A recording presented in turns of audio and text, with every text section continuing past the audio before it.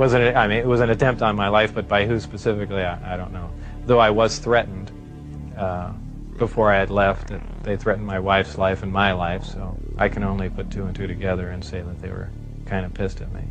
After we were caught out, when I had the test flight schedule, and I brought some friends out to show them the disc test, we got caught out there.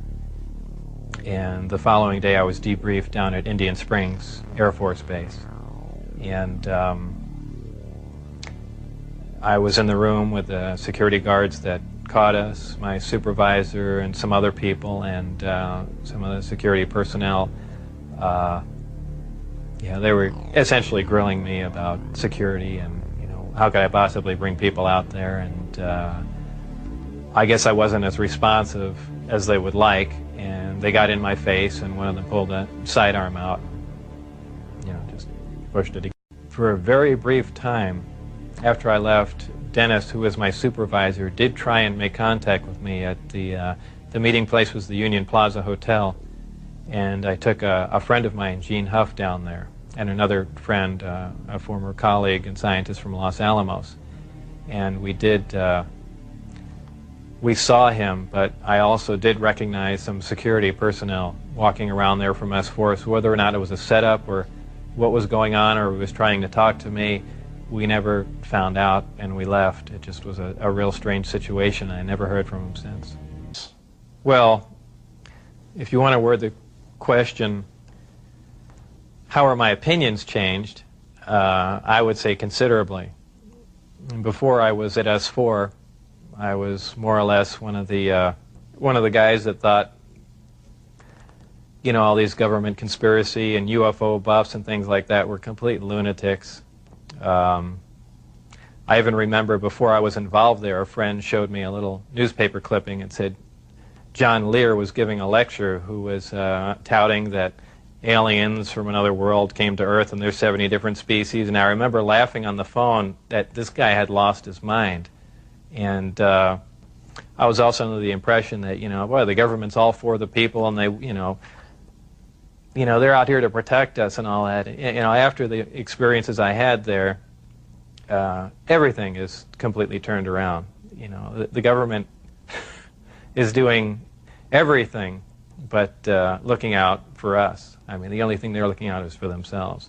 You know, obviously the ET craft do exist. Something had to build them, so there must be aliens. And since there are, and the craft are there must be some sort of factory and an entire civilization somewhere. And if in fact that is true, and it apparently is, then there must be others.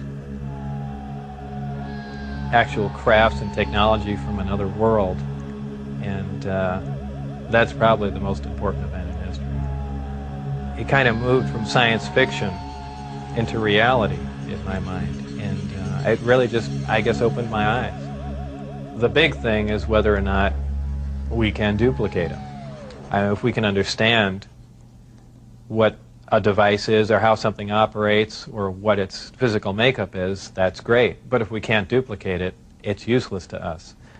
So there's really two phases to the project going on there. It's understanding what we're looking at, and then once we understand it, is can we duplicate it with earthly materials and earthly technology. And, you know, unless we've got a handle on both of them, all that technology is useless to us. And if it turns out we can't do that, all we have is one single prized possession that we have to take care of, and that's it. After all, I would probably have played along for a longer time. I would like to have known a little bit more about the technology, and probably kept quiet if I could have, and possibly never have said anything. I almost wish I had done that. You know, it's it's really only caused headaches and problems. But I believe if I was given the opportunity again to go back in time and redo it, I think I pretty much would have just shut up and gone along with the program.